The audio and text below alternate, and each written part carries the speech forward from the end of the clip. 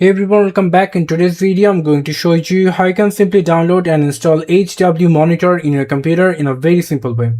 HWMonitor is a simple tool for monitoring hardware temperatures and fan speed.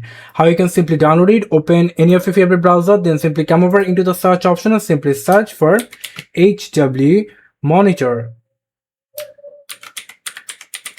Click enter. And if you scroll down a little bit, you're going to find out SourceForge. If you click on this website, click on download, click on download, click on the folder icon, click on it 2 times to install, click yes for the permission, click next, next and install. Click on finish.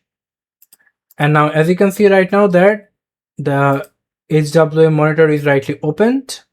Here it is, here is the icon. So click on it 2 times to install, click yes for the permission, and here you can simply see HWMonitor is rightly loading.